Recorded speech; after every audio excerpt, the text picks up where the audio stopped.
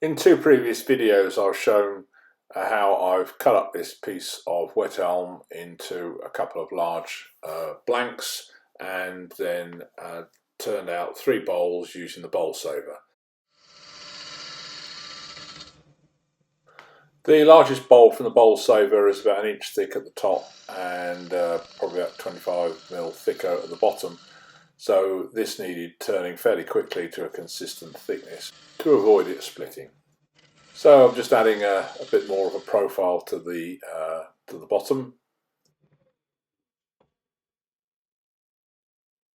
and then some profiling cuts around the outside. I wanted to keep the bark inclusion, so it's not going to be easy with the wood being wet to get a really good finish, but I want to try.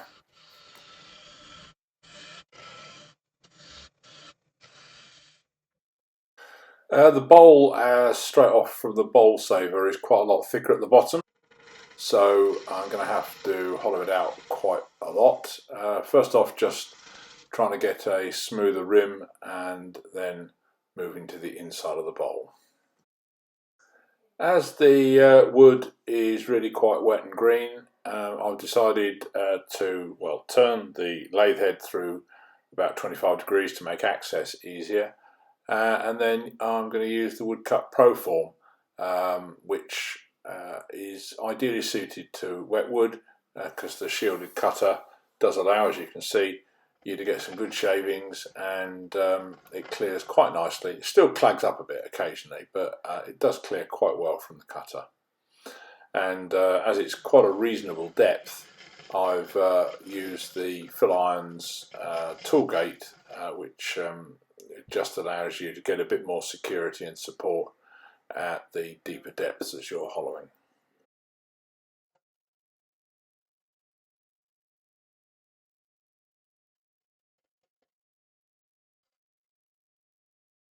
You do get a heck of a lot of ribbon shavings, so you do need to keep clearing things out quite regularly. Anyway, I've been doing it for a few minutes now. Just move the camera and slightly move the tool rest. With the Pro Cut thing, you can do push cuts, you can do pull cuts. It certainly is a lot easier to use in green wood, which I think is what it's designed for.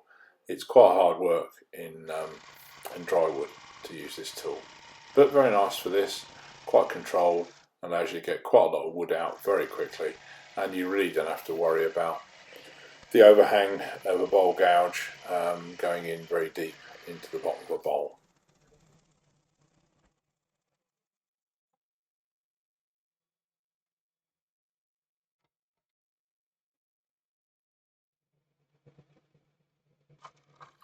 I like to keep moving the tool rest closer to the work, and the advantage of this particular one is that you can move the horseshoe shaped thing into various different holes quite easily with just a split pin, so you can move things around to suit yourself.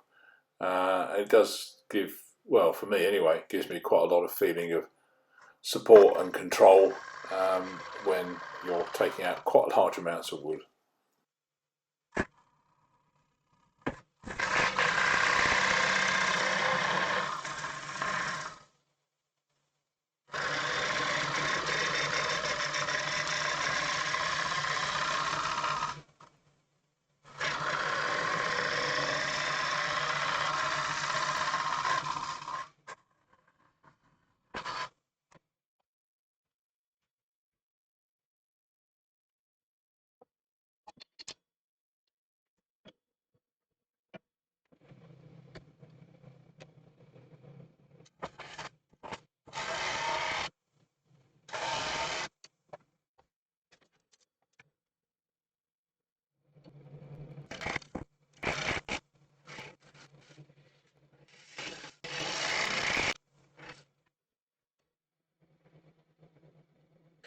I've got a few undulations around the bottom in the transition between the base and the sides, so I've decided to use the crown hollowing tool this time, but with the cut carbide tip fitted, with it cranked over at about 30 degrees off horizontal, so that the cut is a scraping cut, shear scraping cut, which just takes out those undulations and allows me to finesse it. I also wanted to do a slight undercut to the rim, and that tool just allows me to get around the corner and just have a slight undercut for when you hold the bowl. So the carbide cup scraper does a pretty good job of giving a good finish, but as you can see there's still a few lines on the inside. So I'm just going around with one of the Simon Hope heavy duty scrapers to just give a bit of a better finish on the inside. And although that worked well, a traditional high-speed steel negative rake scraper can never do wrong, so I've just got a round nose one of that and just go around it and get a few little additional cuts just to take out a few undulations around that bottom. So it's down to about 7mm all the way around, and I'm hoping that even though I've got the end grain showing there and the heartwood, that this will not split and fall apart on me completely. But only time will tell. It's going to go into the sawdust in order to try and help stop that. But first I'm soaking everything in lemon oil. I did do a bit of sanding off camera, a bit of 80 and a bit of 120. This will all need resanding by hand afterwards, assuming it doesn't split, of course. To maintain the even wall thickness all the way around, I've decided to actually part this off and just dry it green, and if it warps a bit or splits a bit, I'll deal with that later. That's no problem at all. Finish the bottom off with a bit of hand sanding, and now on to the next bowl. So this is the middle bowl. It's about 15mm thick and it's got a mortise, so I've got to make sure I don't go through the bottom when I hollow it out. I don't need to do anything fancy with this one, so just a regular bowl gouge will work fine, just to turn this one down again to about 7mm, so that there's half a chance that it won't crack.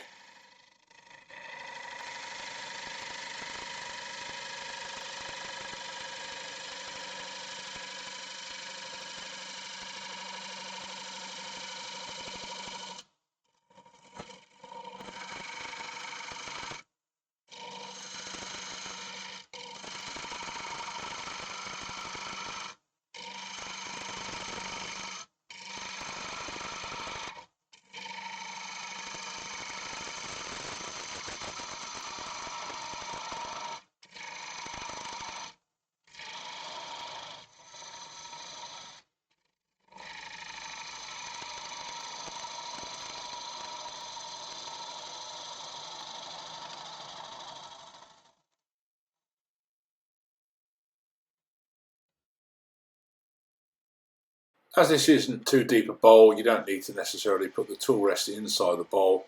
Just rotate the tool around a fixed point on the tool rest and go around the corner, and just rotate the bevel as you go to make sure that you're in bevel contact. Taking fairly light cuts and just getting around the corner same way. When you get to the bottom, you will need to reposition the tool in order to actually be able to take a cut across the bottom. Here I could tell I got a slightly thicker piece at the base, so I decided to do a pull cut just to get that extra thickness out at the bottom quickly and easily. I also want to get an undercut for the rim, so I'm just doing that with a spindle gouge, just on a pull cut, just to do a little bit of profiling at the rim. And that's pretty good really, so just a bit of reprofiling on the outside to produce a slightly better shape to the foot. Sorry, the camera's gone all funny at this point, it's flickering, so hey ho. And then it's still plucking a bit from the bowl gouge, so just a quick dust up with a high-speed steel negative rake scraper. And then a quick sand with some 80, 120 and 180 grit, which clogs up very easily because the bowl is quite wet. And then loads of lemon oil. It soaks it up like a sponge despite it being really quite wet. So now for the last one. This is the last third bowl. It's got a mortise in the top, so it's been fitted into expansion mode with the heavy duty chuck jaws. I'm now going to turn a tenon foot in order to grip it and then hollow it out.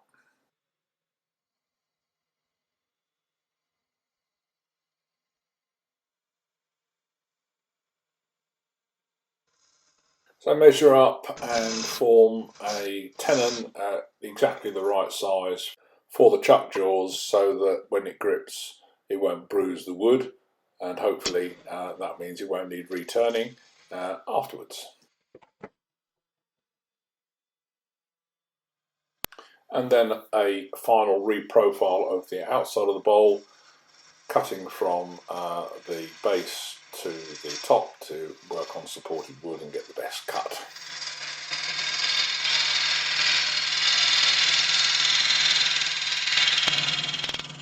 I try to fade the cut out right at the rim so that I don't cut straight off the edge of the rim, because that can pluck the fibres off, particularly when it's wet.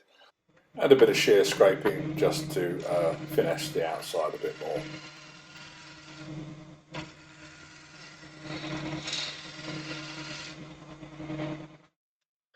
And then onto the inside, rinse and repeat, just use a bowl gouge to hollow it out. I want this to be nice and thin as it's the smallest piece.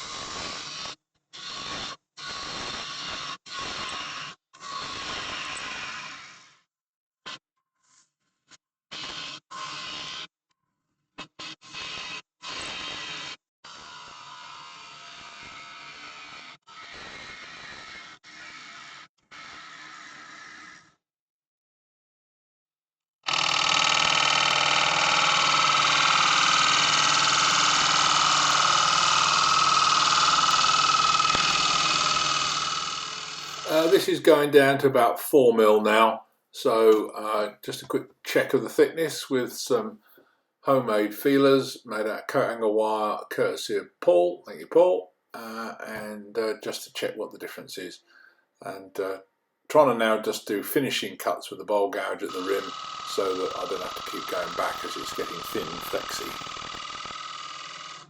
And with the first third of the rim, first half of the rim about right, time to take out the extra meat in the middle, which I've left in to make sure that the bowl got the structural strength, because it is quite wet and relatively thin for me.